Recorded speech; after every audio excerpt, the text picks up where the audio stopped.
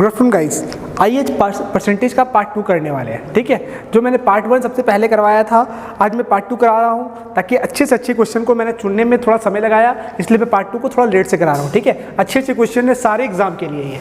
ठीक है, सारे एग्जाम के लिए, स्पेशली एसएससी का सीजीएल, एसएससी के जितने भी एग्जाम आते हैं सबके लिए और बैंकिंग के लिए। ठीक है, अब फिर रेलवे वगैरह जो आप बोल रहे हो, रेलवे एसएससीडी, ये सब तो इससे बहुत लेवल नीचे रहेगा। तो अगर हम इस प्रकार क्वेश्चन करेंगे हाई लेवल का तो इजी क्वेश्चन तो हलवा लगेगा ना। ठीक है, तो आइए परसेंटेज का पार्ट 2 करते हैं। आज जो क्वेश्चन है परसेंटेज पार्ट 1 का, जो मैंने फर्स्ट वीडियो किया था, उससे आज क्वेश्चन उसका कई गुना लेवल बढ़ा हुआ है। ठीक है, तो आइए पहला क्वेश्चन करते हैं।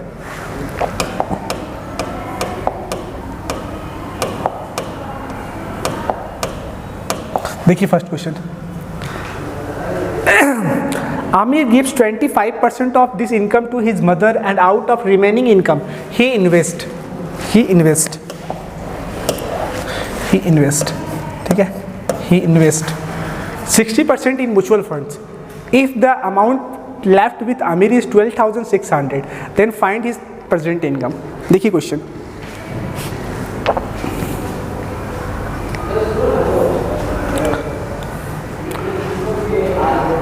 आइए सॉल्व करते हैं। देखिए, अगर कहूँ मेरा कि टोटल इनकम मेरा 100% है, ध्यान समझिएगा, मैंने मान लिया मेरा टोटल इनकम 100% है। ठीक है, अगर 100% टोटल इनकम है, जिसमें से क्या कहा मैंने, मम्मी को मैंने दे दिया 25%, तो ये चला गया 25% मम्मी के पास, 25% मम्मी के पास चला गया। तो अब क्या हुआ, आउट ऑफ रिमेनिंग, तो रिमेनिंग बचा कितना, 75, 100 में से 25 चला गया तो बचा क्या, 75% ही इन्वेस्ट, रिमेनिंग का उसने इन्वेस्ट कर दिया 60% म्यूचुअल फंड पे। अब देखिए इसका 60% निकालना, अब 60% का मतलब आपको क्लियर नहीं है तो आप ऐसे कर सकते हो 60% बाई 100, 3/5। अगर याद है तो आप डायरेक्ट देखोगे 3/5, तो इसका अगर मैं 3/5 निकाल दूँ, 15, 3/5 मैंने कहाँ इन्वेस्ट किया है, म्यूचुअल फंड में, तो 15 3 जा 45 कहाँ चला गया मेरा,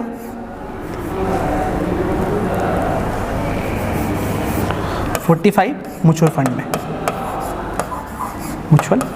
में, ठीक है।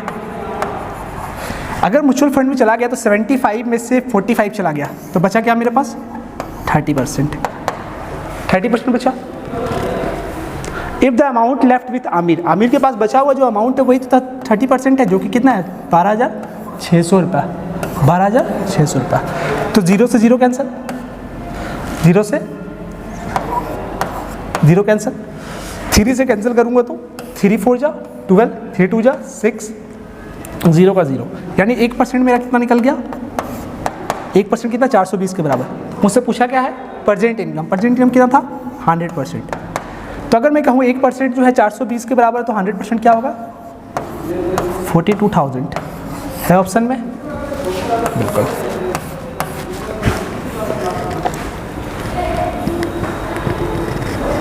देखिए क्वेश्चन,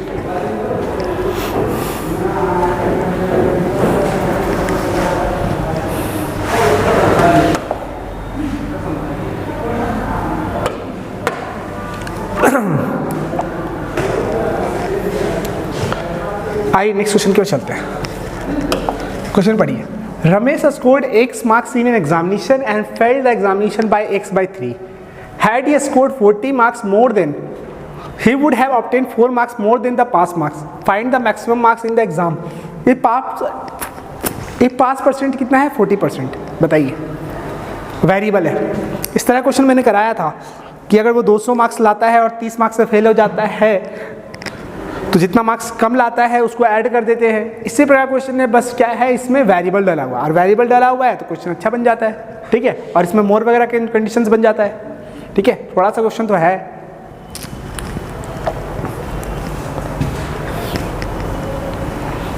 आइए सॉल्व करते हैं। मान लीजिए मेरा नाम रमेश और मैंने स्कोर किया X मार्क्स एग्जाम में और फेल कर गया X/3 से। चलिए आए थे, मैंने क्या किया, X मार्क्स लाया और X/3 से फेल कर गया, तो मुझे X/3 और दे दीजिएगा तो मैं पास हो जाऊंगा, है ना। फिर क्या कहता है, हैड ही स्कोर्ड, यदि वो 40% ज़्यादा लाता तो 4 मार्क्स ज़्यादा ले आता पासिंग मार्क्स से। ठीक है, अगर मैं X लाया हूँ और 40% और ज़्यादा लाता तो क्या होता है, 140 हो जाता, 140% हो जाता।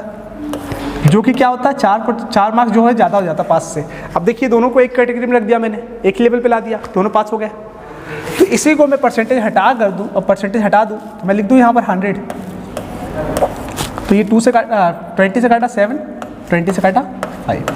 अब अगर मैं देखूँ तो यहाँ पर देखा जाए 3x और x क्या हो जाएगा, अगर एलसीएम लेंगे तो 3 हो गया 3 बार में। तो यहाँ पर देख लीजिए एक बार, इंटू 3 तो इंटू 1, तो ऊपर भी 3 इंटू 3 इंटू 1, तो इसको मैं बोल सकता हूँ 3x और 1x तो क्या होगा 4x बाई 3,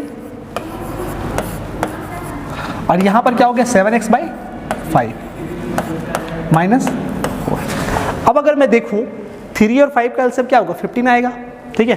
तो यहाँ पर अगर मैं देखूँ तो यहाँ पर उठा के फेंक सकता हूँ 7x बाई 5, इसको उधर खींचूंगा तो ये प्लस से उधर होगा माइनस 4x बाई 3, और ये उधर चल जाएगा 4।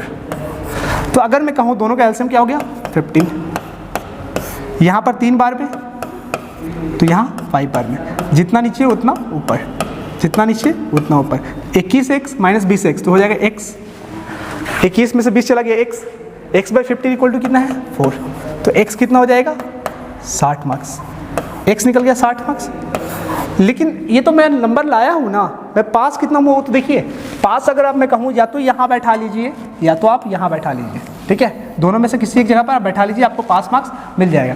मान लीजिए मैं यहाँ बैठा देता हूँ तो मैंने कितना लाया था x मार्क्स लाया था और x बाई 3 से फेल कर गया था। तो अगर मैं कहूँ x मार्क्स मेरा 60 आया और 60 में हम 60 से 3 को डिवाइड कर दें तो 20 आएगा, इसको मैं बोल सकता हूँ 60 प्लस 20, तो कितना मार्क्स में पास है 80 मार्क्स में, 80 मार्क्स में क्या है पास है। लेकिन 80 मार्क्स जो पास लाया हूँ वो कितना परसेंट के बराबर है 40% के बराबर है, ठीक है। मुझसे पूछा क्या है मैक्सिमम मार्क्स, मैक्सिमम मार्क्स क्या होता है 100%। तो अगर मैं देखूँ इसका ये क्या है डबल है, तो इसका भी ये डबल है, तो डबल कितना मार्क्स था टोटल, मैक्सिमम मार्क्स क्या था 200, मैक्सिमम मार्क्स 200। क्वेश्चन कैसा लगा, क्वेश्चन कैसा लगा देखिए।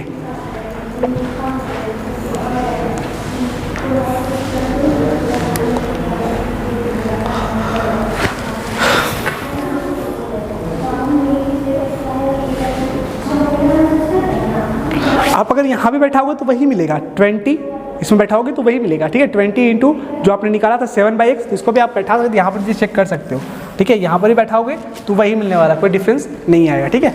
चाहे आप इधर बैठाओ चाहे इधर बैठाओ, दोनों को मैंने बैलेंस कर दिया था। आइए नेक्स्ट क्वेश्चन की ओर चलते हैं। देखिए monthly salary of Piya and Som are in the respective ratio 5:4। Piya from her monthly salary gives 3/5 to her mother, 15% towards her sister, ठीक है, सिस्टर्स ट्यूशन फी, और यहाँ पर 18%, ठीक है, 18% towards a loan, and she shops with remaining amount which rupees shops with rupees, ठीक है, left once she shops amount left with amount which she shops, हाँ ठीक है, she shops with the remaining amount which was rupees 2100। What is the monthly salary of Som. मैं इसमें हिंदी में समझा दूँ। मंथली सैलरी जो पिया और सोम का है वो 5:4 है। पिया का जो मंथली सैलरी है उसमें से वो 3/5 जो है मम्मी को दे देती है, 15% अपनी सिस्टर की ट्यूशन फी में देती है, 18% का लोन देती है, उसके बाद जो बचता है रिमेनिंग अमाउंट वो 2100 रुपये बचता है जो वो शॉप में खर्च करती है, ठीक है। तो उसका मंथली सैलरी क्या है सोम का, कोशिश करें, ट्राई करें बनाने का।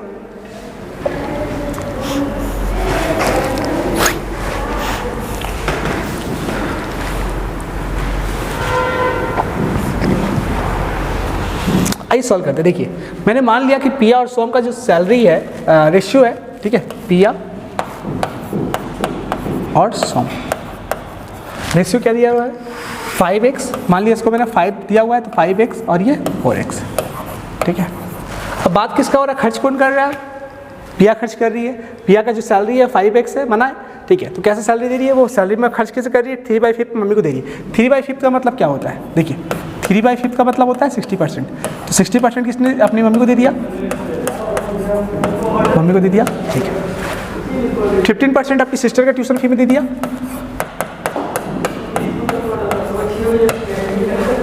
18% लोन दे दिया, तो ओवरऑल उसने खर्च कितना कर दिया 75 और ये 93%, 93% खर्च कर दिया। ये क्या हो गया? खर्च हो गया, स्पेंडिंग हो गया। 93% खर्च हो गया, तो बचा क्या? टोटल किसी का भी इनकम होता तो क्या होता है? 100% होता है। 100% में 93% उसने खर्च कर दिया, ठीक है, तो बचा क्या? 7%। वही 7% इसके पास बचा है 2100, तो 1% कितना हो गया? 300। 1% कितना? 300। और किसी का भी सैलरी क्या होता है? 100%। तो अगर मैं कहूँ 30, 300 और इंटू 00, तो क्या हो गया? इसका सैलरी कितना है? 30,000। लेकिन अभी पूरा नहीं हुआ, पूरा क्वेश्चन पूछा किसका है? वो स्वयं का पूछा है। तो इसका सैलरी क्या हुआ? 30,000। 30,000 किसके रिस्पेक्ट में? 5x के रिस्पेक्ट में। 5x के रिस्पेक्ट में इसका सैलरी क्या है? 30,000, ठीक है। स्वयं को क्या माना था मैंने? 4x। तो अगर मैं कहूँ इसका जो है कितना टाइम्स है? 6,000 टाइम्स है, तो इसका भी 6,000 टाइम्स होगा। अगर इसका 6,000 टाइम्स होगा तो कितना होगा? 24,000।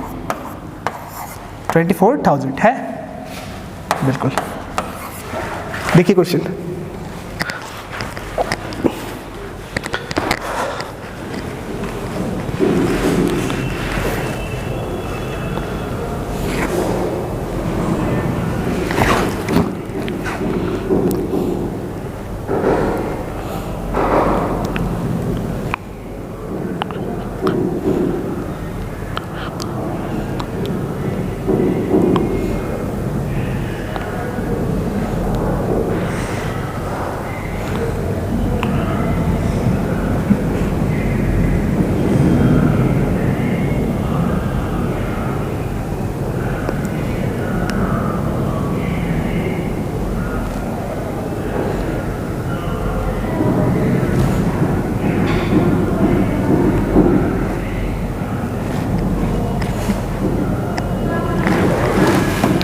आइए नेक्स्ट क्वेश्चन की ओर चलते हैं। देखिए नेक्स्ट क्वेश्चन क्या कहता है? इन इलेक्शन पी और क्यू दो कैंडिडेट से 10% वोटर जो है वोटिंग लिस्ट में वोटर नहीं किया, 100 को रिजेक्ट कर दिया गया। अगर पी जीत जाता है 300 वोट से, जो कि सपोर्टेड है 46% ऑफ द वोटर लिस्टेड का, वोटिंग लिस्ट का, find the total number of valid votes. बनाइए, सबसे मस्त क्वेश्चन सीजीएल का।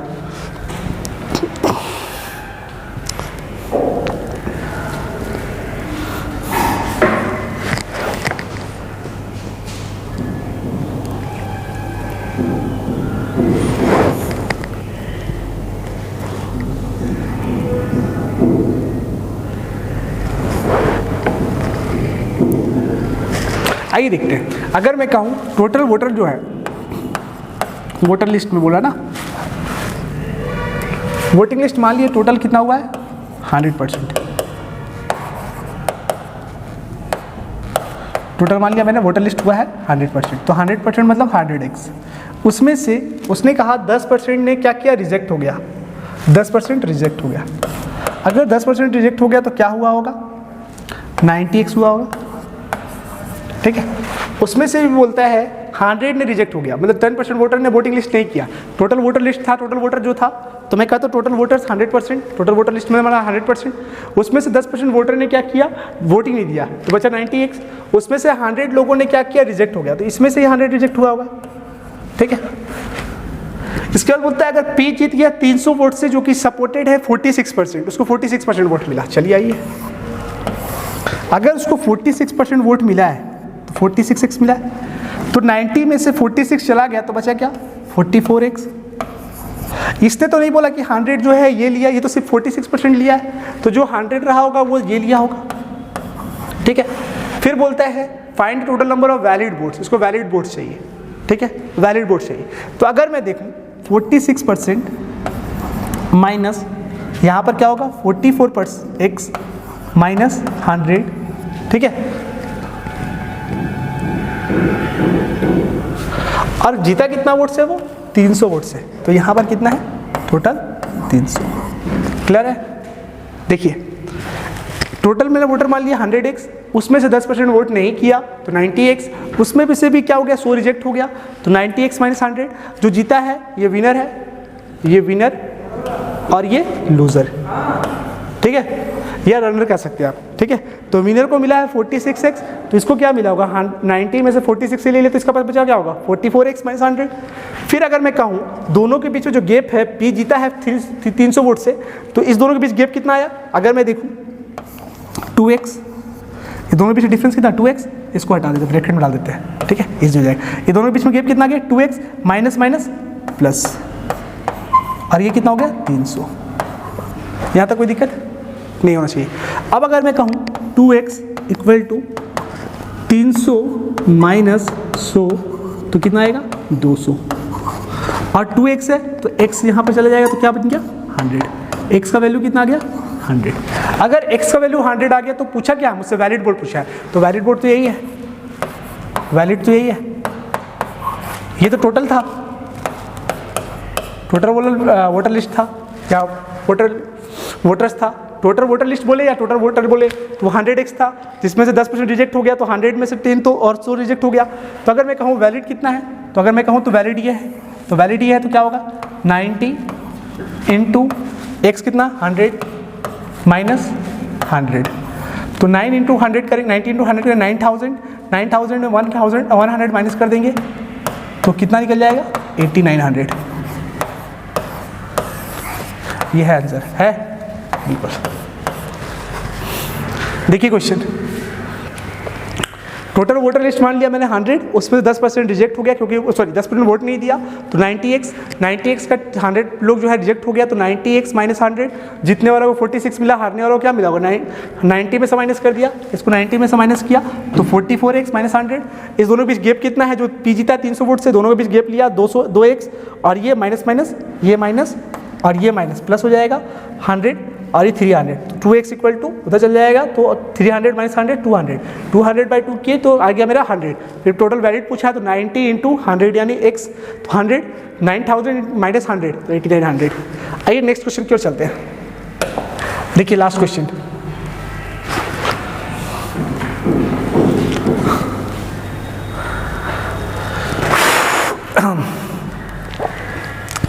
पढ़िए क्वेश्चन को। Rakesh spent 12% of his salary in PPF and 3/8 of remaining is spent in clothes, ठीक है। डिफरेंस बिटवीन PPF और क्लोथ्स कितना 10,500, ठीक है। रिमेनिंग अमाउंट सैलरी का उसने खर्च किया हाउस रेंट पे और अदर पे। अगर हाउस रेंट एक्सपेंसेस जो है 1500 रुपये कम है अदर की तुलना में, तो हाउस रेंट कितना है, देखिए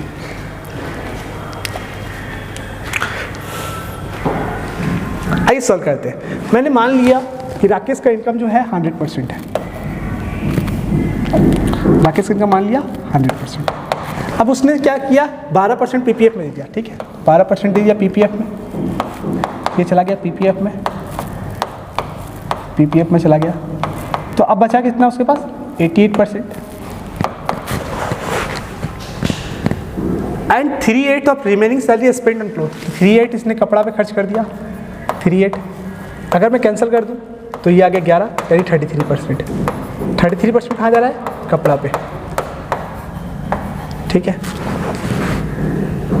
और डिफरेंस PPF का और क्लोथ का दोनों के बीच डिफरेंस कितना है, अगर मैं देखूँ तो 12% और 33%, डिफरेंस कितना 21%, जो कि दिया हुआ है 10,500। तो 1% कितना निकला 500, 1% 500। फिर पूछा क्या remaining amount of salary is spent house rent और अदर, ठीक है। तो रिमेनिंग अमाउंट अब मैं कहूँ 100 में से अगर मैंने खर्च कर दिया, इस दोनों को जोड़ दूँ तो 45 मैंने खर्च कर दिया, 12% प्लस 33%, तो खर्च कितना कर दिया 45%। अगर 45% खर्च कर दिया तो अभी मेरे पास कितना है 55% है, 55% है। अगर 1% में कहूँ 1% जो है 500 के बराबर है, तो 55% है, तो 55 इंटू 500 तो कितना निकलेगा 27,000 00 5 25 और 27 यानी कि 27,500, ठीक है। अब इसको क्या कहा उसने कि अगर हाउस रेंट जो है 1,500 रुपये कम है किसकी तुलना में, हाउस रेंट की तुलना में, तो ऐसा करते इसको बांटना है दो ठो में, हाउस रेंट HR और अदर की तुलना में। तो कैसे बांटेंगे वो सीखिए। यहाँ पर x प्लस 1500 ऐसे लेकर नहीं बनाएंगे, ठीक है। तो देखिए उसमें समझ जाएगा, इसलिए इसको कैसे समझेंगे कि 1,500 रुपये जो कम ले रहा है या ज़्यादा ले रहा है उसको हटा दीजिए, तो 27,500 में 1,500 पहले घटा दीजिए, ये पहले 1,500 घटा दीजिए, तो बचा कि आपके पास 26,000 रुपये, 26,000 रुपये बचा। 26,000 रुपये दोनों को बराबर बटने वाला है, तो 13,000 ये लेगा, 13,000 ये लेगा, ठीक है। अब क्वेश्चन आता है क्या, अगर हाउस रेंट एक्सपेंस जो है 1,500 रुपये कम है अदर की तुलना में, तो हाउस रेंट कम है तो 1,500 रुपये इसको ज़्यादा दे दीजिए। 1,500 रुपये जो बचा हुआ था, जो मैंने निकाल दिया था, वो कौन ले रहा है, कम ले रहा है कौन, हाउस रेंट एक्सपेंस जो है 1,500 रुपये कम है। अगर हाउस रेंट 1,500 रुपये कम है तो 1,500 रुपये इसको ज़्यादा दे दीजिए, तो कितना आ गया 14.5K, और ये कितना है 13K। आपसे पूछा किसका है, हाउस रेंट, हाउस रेंट का है 13,000 रुपये, हाउस रेंट 13,000 रुपये। अगर क्वेश्चन का लेवल अच्छा लगा हो तो प्लीज़ चैनल को सब्सक्राइब करें, अपने दोस्तों के साथ शेयर करें। इसके बाद मैं पार्ट 3 परसेंटेज का करूँगा, उसमें और वेरिएबल डालूंगा, ठीक है। तो इस चैनल का नाम है tiger GS Dhanbad, tiger GS Dhanbad. और आप लोग शॉर्ट्स भी देख सकते हैं, शॉर्ट्स भी मेरा आता है, आप शॉर्ट्स देख सकते हैं मैथ्स का, ठीक है। Thank you.